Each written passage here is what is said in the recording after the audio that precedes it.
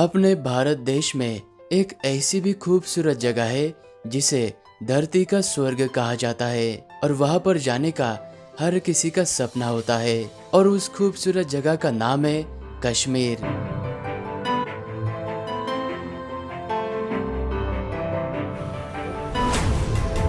कश्मीर जाना जाता है अपने लाइव स्नोफॉल और एक्टिविटीज के लिए और यहीं पर लश ग्रीनरी से भरी हुई अमेजिंग सी वैलीज भी है और यहीं पर आपको बहुत ही खूबसूरत हिस्टोरिकल गार्डन्स के साथ में हिस्टोरिकल आर्किटेक्चर भी देखने को मिलते हैं। और इतना ही नहीं, यहाँ पर आप ये वाली खूबसूरत गंडोला राइड भी एंजॉय कर सकते हैं। कश्मीर के इस वीडियो में हम आपको श्रीनगर, पहलगाम, गुलमर्ग, सोनमर्ग इन सभी जगहों के टूर के साथ ही में ही टैक्सी और होटल से लेके खाने पीने तक की कंप्लीट इन्फॉर्मेशन देने वाले हैं, तो इस वीडियो को पूरा जरूर देखना।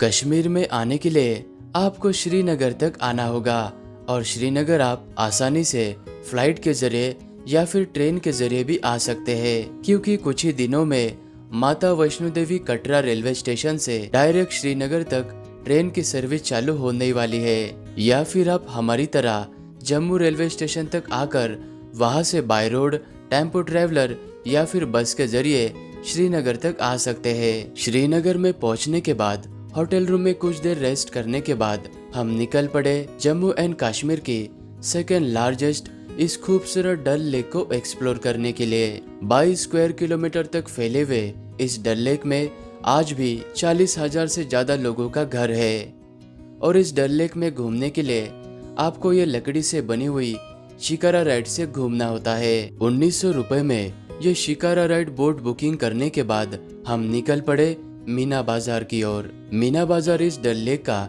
एक बहुत ही फेमस जगह है। यहाँ पर ये सारा मार्केट पानी के ऊपर तैरता हुआ है, यानी floating market. Shikara ride enjoy करते हुए यहाँ पर आप शॉपिंग भी कर सकते हैं। जिस तरह से हम रोड पे कार और बाइक चलाते हैं, ठीक उसी तरह इस 8 किलोमीटर लंबे डल लेक में रहने वाले लोग एक जगह से दूसरी जगह जाने के लिए अपने इन ट्रेडिशनल बोट का यूज करते हैं। और इस डल लेक में बोट राइड हो या फिर आप कुछ भी शॉपिंग कर रहे हो या फिर खाने पीने की चीजें, यहाँ पर आप अच्छी तरह से बार्गेनिंग कर लेना। तो कुछ इस तरह से हमने श्रीनगर में हमारे डे 1 की एंडिंग ये खूबसूरत शिकारा राइड करते हुए यहाँ पर हमने सनसेट भी एंजॉय किया।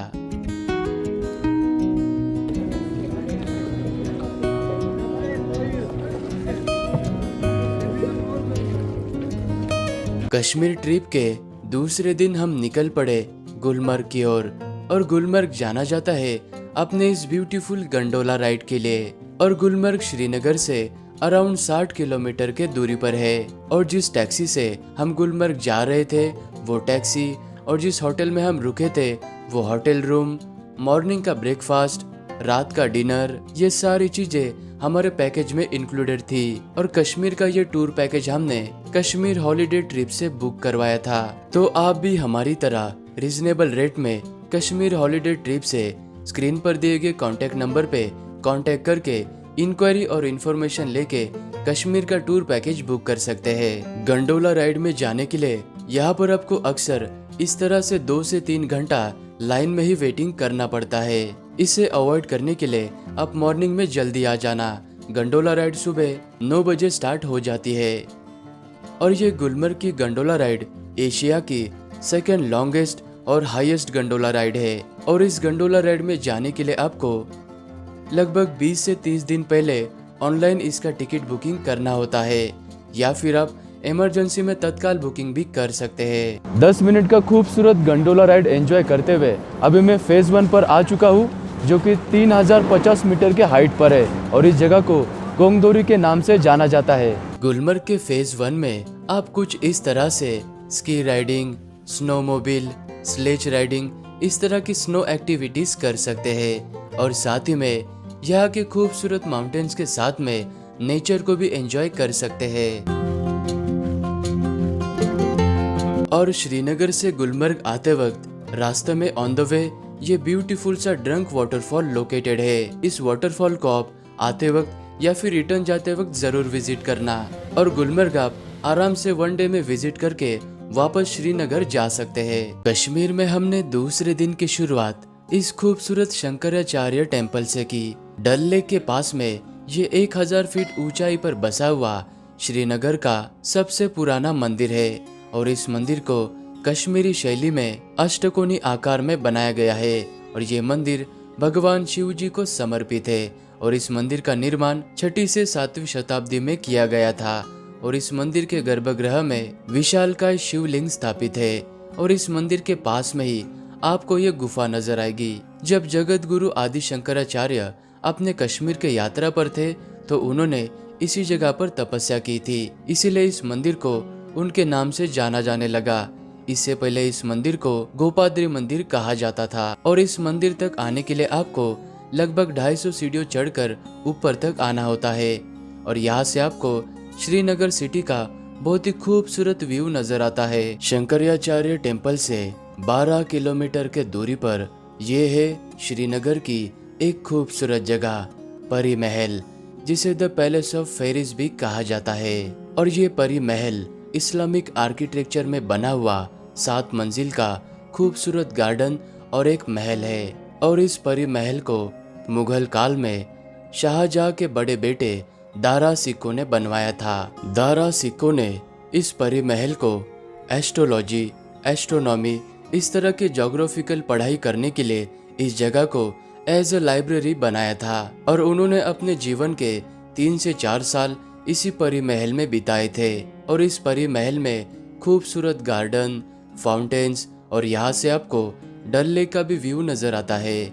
इसीलिए इस खूबसूरत जगह को मिस मत करना, यहाँ पर आप जरूर आना। और इस परी महल में आने के लिए 30 रुपीज एंट्री फीस लिया जाता है। श्रीनगर शहर को खूबसूरती का शहर भी कहा जाता है क्योंकि इस शहर में कई सारे ब्यूटीफुल हिस्टोरिकल गार्डन्स है, जैसे कि ये निशाद बाग, बोटेनिकल गार्डन और ये खूबसूरत सा चश्मे शाही गार्डन जो कि परी महल से 2 किलोमीटर के दूरी पर है। और इस चश्मे शाही गार्डन को शाहजहां के कहने पर 1632 में शाहजहां के गवर्नर अली मर्दन खान ने बनवाया था और बाद में शाहजहां ने इस चश्मे शाही गार्डन को अपने बेटे दारा सिक्को को गिफ्ट दिया था। 3 मंजिल के इस खूबसूरत गार्डन में तीसरी मंजिल पर आपको ये पानी का चश्मा यानी ये वाटर स्प्रिंग नजर आएगा।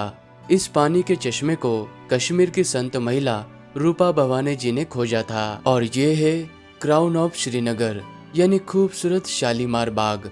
इस शालीमार बाग को मुगल बादशाह जहांगीर ने 1619 में अपनी बेगम नूर जहां के लिए इस रॉयल गार्डन का निर्माण कराया था। पर्शियन आर्किटेक्चर का यह एक खूबसूरत नमूना है। 31 एकड़ में फैले हुए इस बाग में दीवाने आम, दीवाने खास, जनाना इस तरह के 3 हिस्से डिवाइडेड है। और आप श्रीनगर में इस खूबसूरत ट्यूलिप गार्डन को भी विजिट कर सकते हैं। और ये ट्यूलिप गार्डन ट्यूलिप फेस्टिवल में मार्च और अप्रैल महीने के बीच में ही 1 महीने के लिए ओपन होता है। 17वीं शताब्दी में बनी हुई ये खूबसूरत जगह दरगाह हजरत बल श्राइन जो कि मुस्लिम धर्म का ये होली प्लेस है। और इस दरगाह शरीफ में मुस्लिम धर्म के प्रॉफिट मोहम्मद जी के बालों को प्रिजर्व करके रखा गया है। और हजरत यानी कि पवित्र और बल यानी स्थान, इस तरह से यह जगह मुस्लिम धर्म की एक पवित्र जगह है। तो इस खूबसूरत जगह को भी आप जरूर विजिट करना। पुराने श्रीनगर के नवाठा इलाके में बसी हुई ये खूबसूरत जामिया मस्जिद जो कि जानी जाती है अपने ब्यूटीफुल वुडन आर्किटेक्चर के लिए। और यह जामिया मस्जिद पूरी तरह से लकड़ी से बनाई गई है और इस मस्जिद को सुल्तान सिकंदर के शासन में 14वीं शताब्दी में बनाया गया था। और यह मस्जिद इस्लामिक, पर्शियन और कश्मीरी यानी इंडो सरासेनिक आर्किटेक्चर का एक खूबसूरत नमूना है। इतिहास काल में 3 बार आग में जलने के बावजूद ये जामिया मस्जिद आज भी अपने खूबसूरती से यहाँ पर खड़ी है। जामिया मस्जिद की ओर आते वक्त रास्ते के बीच में आपको ये श्रीनगर का फेमस गुरुद्वारा नजर आएगा। ये वही जगह है, इसी जगह पर गुरु नानक जी और गुरु गोविंद सिंह जी आए थे। तो सिख धर्म के इस पवित्र जगह को भी आप जरूर विजिट करना। कश्मीर टूर के तीसरे दिन में हम गए थे सोनमर्ग और सोनमर्ग को उसके ब्यूटी के वजह से द मेडोज ऑफ गोल्ड भी कहा जाता है। और सोनमर्ग फेमस है थाजीवास ग्लेशियर के लिए। और सोनमर्ग श्रीनगर शहर से अराउंड 85 किलोमीटर के दूरी पर है। सोनमर्ग के इस पार्किंग एरिया से थाजीवास ग्लेशियर 3 से 4 किलोमीटर के दूरी पर है। वहां तक जाने के लिए या तो आप ट्रैकिंग करके जा सकते हैं या फिर आप इस तरह से हॉर्स राइडिंग करते हुए भी जा सकते हैं। लेकिन यहाँ पर आप इन घोड़े वालों से अच्छी तरह से प्राइस में बार्गेनिंग कर लेना, नहीं तो ये आपसे जानबूझकर ज्यादा पैसे ले लेंगे। और थाजीवास ग्लेशियर के यहाँ पर आपको ये 2 स्नो वाले टॉप माउंटेन नजर आएंगे। इन माउंटेन की हाइट 9200 फीट है और यहाँ पर आपको हमेशा स्नो देखने को मिलती है और इसी जगह को थाजीवास ग्लेशियर कहा जाता है।